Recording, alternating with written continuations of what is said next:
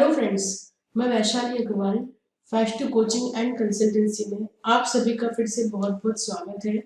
आज का हमारा टॉपिक है इलेक्ट्रोक्यूशन या जिसे हम शॉक भी बोलते हैं, बिजली का झटका लगना। राइट, तो देखते हैं ये क्या है। तो शॉक होता क्या है।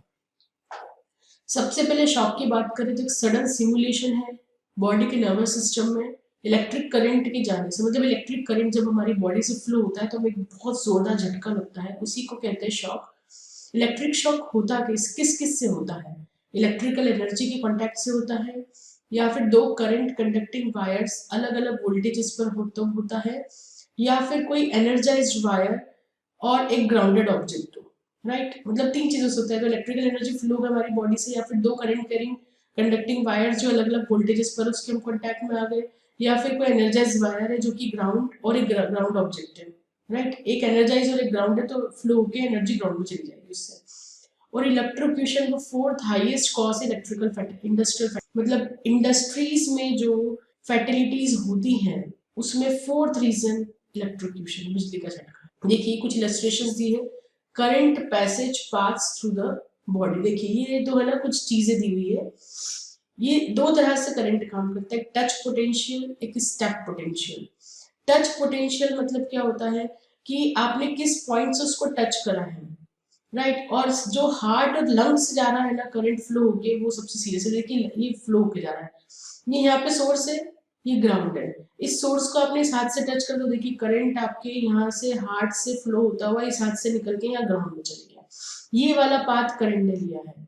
सेकंड पे स्टेप पोटेंशियल, आप चल रहे कहीं पे तो यहाँ पे आपको बिजली का सोर्स मिला, करंट यहाँ से पास हुआ आपके और दूसरे पैर से ग्राउंड होके चले गया, तो यहाँ आपके हार्ट से पास नहीं हुआ है। राइट, हार्ट से पास होने वाला सबसे डेंजरस होता है ये टच और स्टेप पोटेंशियल से।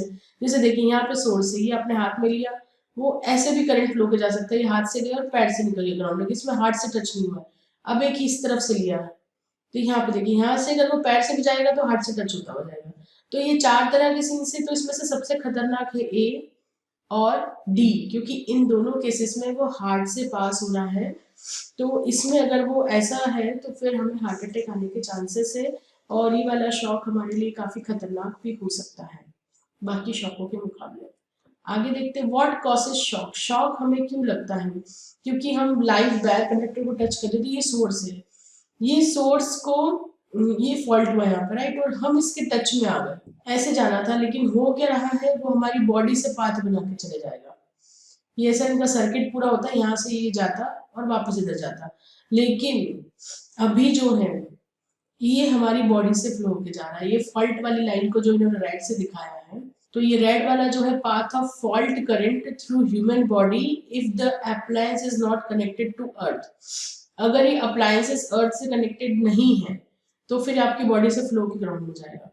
और alternative path taken by fault current if the appliances is earth. ये अप्लायंसेस इसमें फॉल्ट है। अब एक केस में इसको मान लीजिए कि आप अर्थ, अगर ये अर्थ होता ना तो ये करंट, ये नीली वाली जो लाइन दिख रही है ना, वापस इधर से चले जाता। ठीक है, अगर ये अर्थ होता तो, लेकिन ये अर्थ नहीं है तो ये हमारी बॉडी से फ्लो होके जाएगा। फॉल्ट करंट, अगर इसमें अर्थिंग फॉल्ट भी है लेकिन अर्थिंग है, तो देखिए ये करंट यहाँ से आया फॉल्ट वाला, लेकिन अर्थ था तो फिर ये पलट के वापस चले, लेकिन अब ये हमारी बॉडी से फ्लो होके जा रहा है।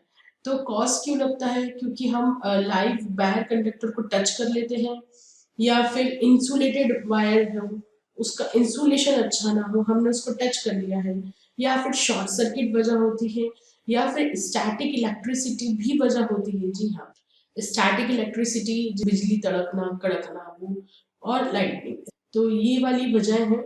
स्टैटिक इलेक्ट्रिसिटी जनरेट होती है, सिर्फ लाइटिंग से जनरेट नहीं होती है, वो दो लेवल डिफरेंसेस हो फ्लूइड्स के फ्लो में, कोई समय ऐसे भी जनरेट होती है, उसका भी अलग से मैं लेक्चर बनाने वाली हूँ।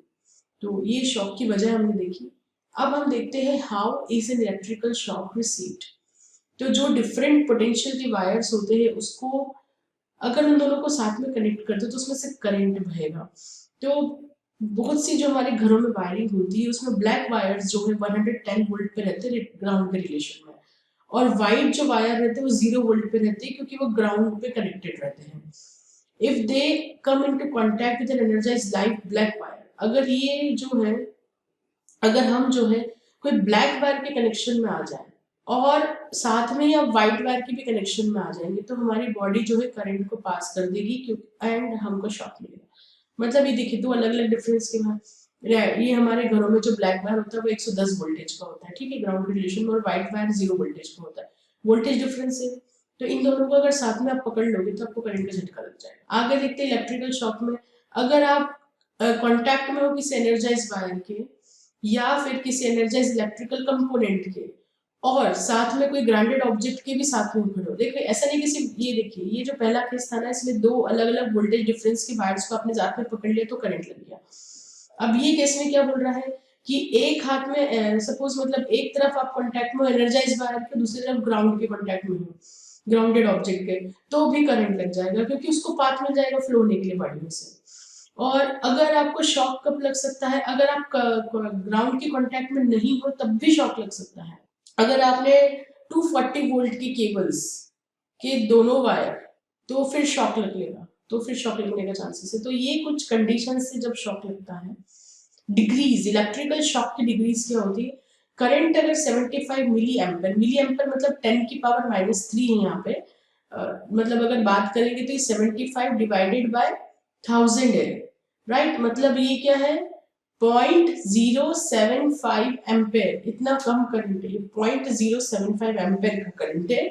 कैन कॉज वेंट्रिकुलर फिब्रिलेशन, मतलब अगर आपकी बॉडी से इतना कम 75 मिली एम्पेयर का करंट आपकी बॉडी से अगर पास हो जाता है तो it can cause ventricular fibrillation, मतलब आपकी हार्ट बीट जो है, आपकी धड़कनें जो है वो बहुत एब्रप्ट वे में चलेंगी या फिर बंद भी हो सकती हैं, या तो रैपिड चलेगी या इनइफेक्टिव हार्ट बीट रहेगी, राइट।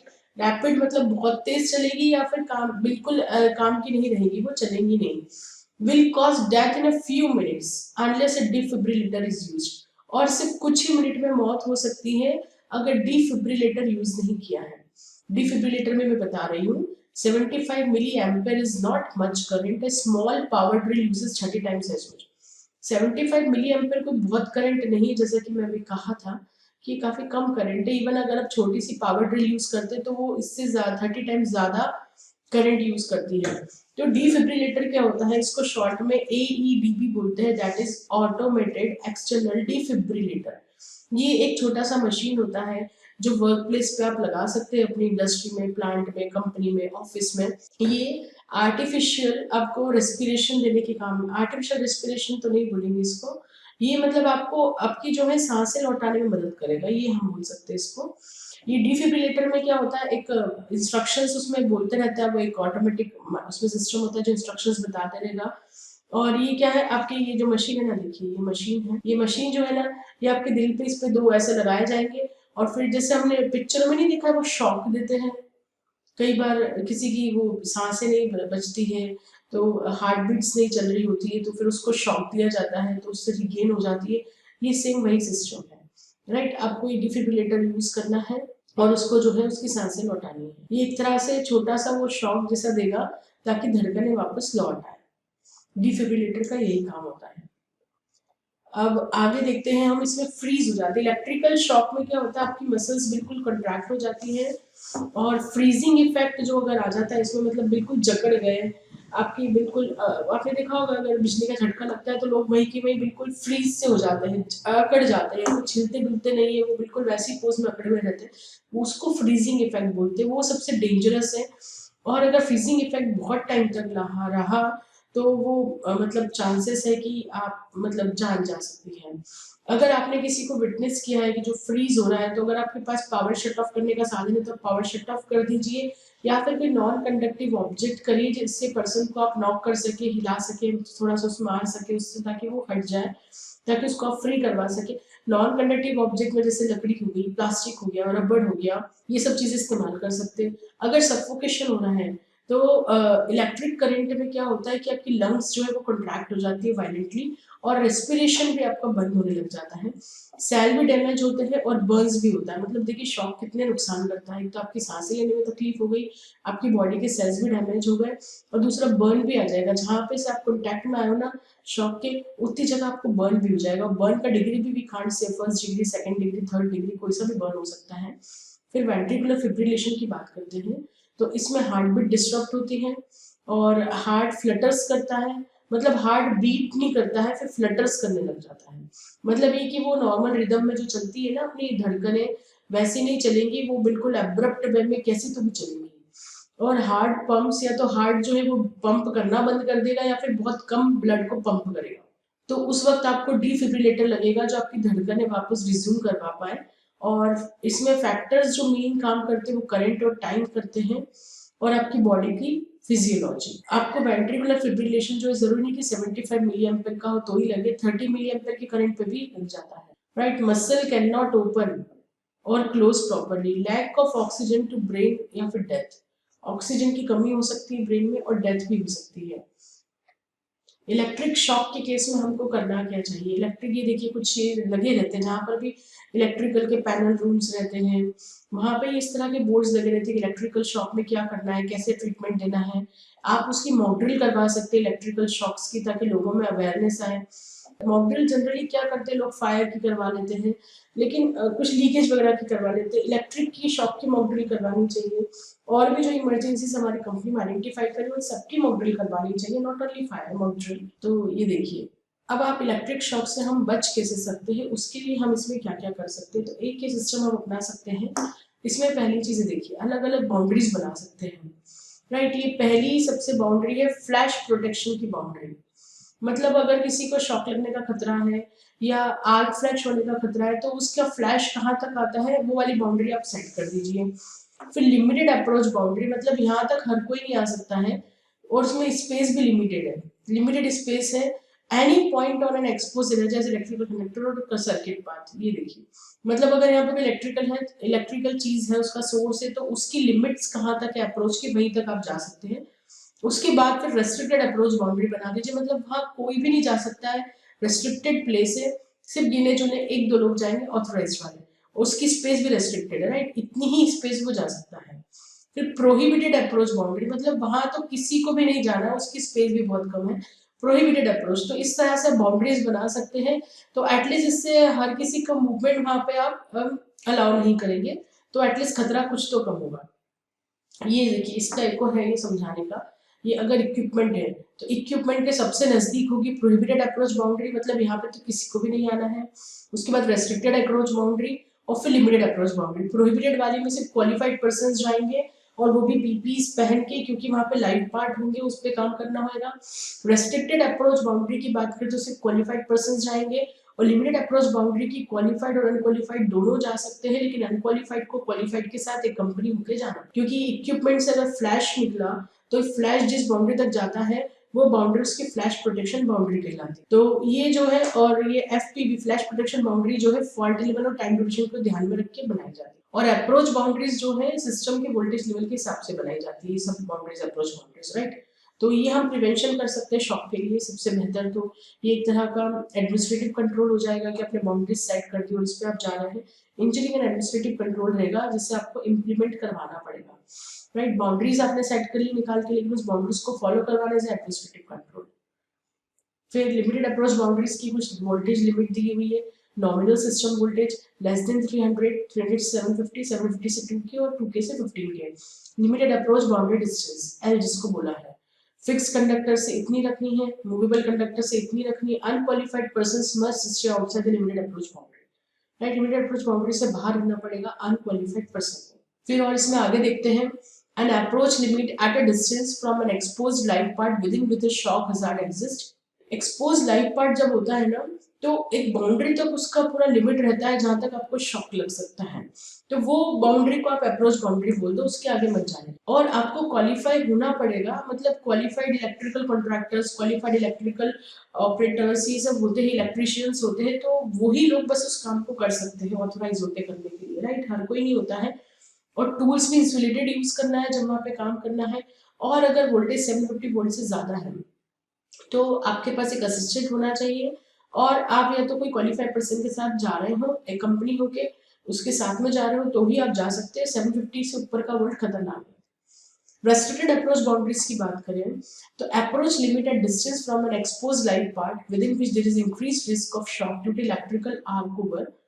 तो रेस्ट्रिक्टेड अप्रोच बाउंड्री की बात करेंगे तो उसका सिस्टम वोल्टेज दिया हुआ है, तो ये वाले में आप जो है अवॉइड करिए कॉन्टैक्ट को लेस देन 300 पर, उसके बाद पे इतनी दूरी रखिए। रेस्ट्रिक्टेड अप्रोच बाउंड्री में और बात करते हैं। अगर आपको इसको क्रॉस करना हो तो क्वालिफाइड पर्संस के पास क्या होना चाहिए, उसके पास एक प्लान होना चाहिए जो कि डॉक्यूमेंटेड हो, अप्रूव हो ऑथराइज्ड मैनेजमेंट के द्वारा, अप्रोप्रिएट पीपीई यूज करना है, और आपको ये भी इंश्योर करना है कि आपकी बॉडी का कोई पार्ट जो है वो प्रोहिबिटेड स्पेस में ना जाए, रेस्ट्रिक्टेड वाले में ही रहे, प्रोहिबिटेड में ना जाए। फिर प्रोहिबिटेड की बात करते हैं, और तो अप्रोच लिमिट जो है यहाँ पे देखिए, बिल्कुल आप लाइव वायर के बहुत नजदीक काम करेंगे, बिल्कुल उस पर लाइव वायर पे काम करेंगे, तो सी समझ लीजिए। तो इसमें कितना होना चाहिए, इसमें आपको प्रोहिबिटेड अप्रोच बाउंड्री डायमेंशन में लेस देन 300 पे आपको अवॉइड करना है कॉन्टेक्ट, तो उस पर देखिए क्या है। अब इसमें है, अगर आपको प्रोहिबिटेड अप्रोच बाउंड्री क्रॉस करना चाहिए तो क्वालिफाइड पर्सन जो है उसके पास स्पेशलाइज्ड ट्रेनिंग होना चाहिए और एक्सपीरियंस भी होना चाहिए एनर्जाइज कंडक्टर्स पे काम करने का, और आपके पास एक डॉक्यूमेंटेड वर्क प्लान होना चाहिए जो कि आपकी मैनेजमेंट ने अप्रूव किया हो, और justifying the need to work that close, और बिल्कुल जस्टिफाइड हो कि वो काम जरूरी क्यों है लाइव वायर पे काम करना, और अप्रोप्रिएट पीपीज यूज करना पड़ा, राइट। तो ये था इलेक्ट्रिकल शॉक और उसके प्रिवेंशन के टिप्स। अब हम जल्दी ही मिलते हैं नेक्स्ट वीडियो के साथ, तब तक के लिए धन्यवाद, थैंक यू।